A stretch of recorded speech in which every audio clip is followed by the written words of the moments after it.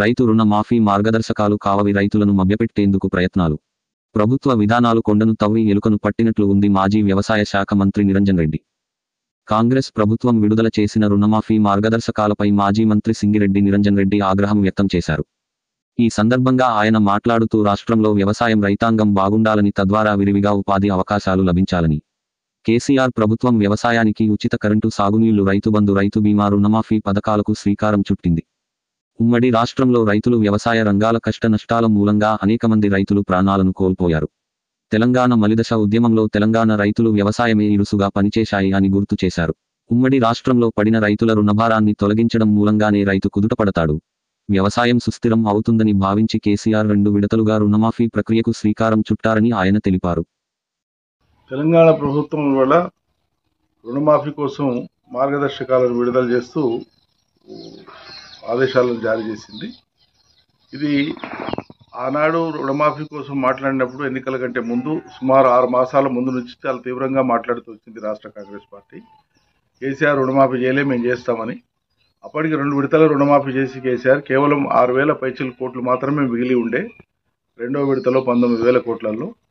కానీ దానికే నానా గగ్గోలు చేసి మేము వస్తే తక్షణం అమలైపోతుంది, ప్రభుత్వం ఏర్పడిన వెంటనే రుణమాఫీ మొత్తం చేస్తాం, అందరు రైతులకు చేస్తాం, చివరికి డిసెంబర్ 9 నాడు రాగానే మొదటి పని అదే చేస్తామని చెప్పి మాట్లాడిన విషయం రాష్ట్ర రైతులందరికీ తెలుసు, ప్రజానికానికి అంతా తెలుసు.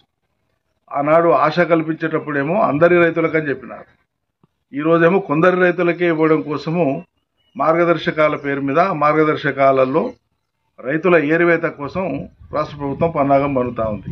ఇది అత్యంత దుర్మార్గమైన, హేయమైనటువంటి చర్య. రైతులకు మీరిచ్చిన మాట రుణమాఫీ రైతులు కోరలే, మీరిచ్చిన మాట మీరు నిలబెట్టుకోవడం కోసం వాళ్ళు ఇన్ని మాటలు మారుస్తున్నారు, నాలుక మడతేసి మాట్లాడుతున్నారు. చెప్పింది ఒకటి, అలా చేస్తున్నది ఒకటి. మీరు చెప్పింది ఏంటి? మొత్తం ఇస్తాం, కేసీఆర్ ఇవ్వంగా మిగిలింది ఏముందో అది ఇస్తాము, మళ్ళీ ఇప్పుడు మీరు తీసుకోండి, అర్జెంటుగా తీసుకోండి, అందరికి ఇస్తామన్నారు. అసలు 2 లక్షల రుణాలు తీసుకున్నటువంటి రైతుల సంఖ్య ఎంత? వాళ్ళు ఎవరెవరు మండలాల వారిగా జాబితా విడుదల చేయమని గత 2-3 మాసాల నుంచి మేము డిమాండ్ చేస్తున్నాం, చేయలే. మరి ఈ సింగారం కోసము 7 నెలలు ఎందుకు ఊరించినట్లు? ఇదేదో డిసెంబర్ 9 నాడు అప్పుడే చేసింటే అయిపో కదా. 7 నెలలు రైతాంగాన్ని ఎందుకు ఆశల పల్లకిలో ఊరేగించినారు?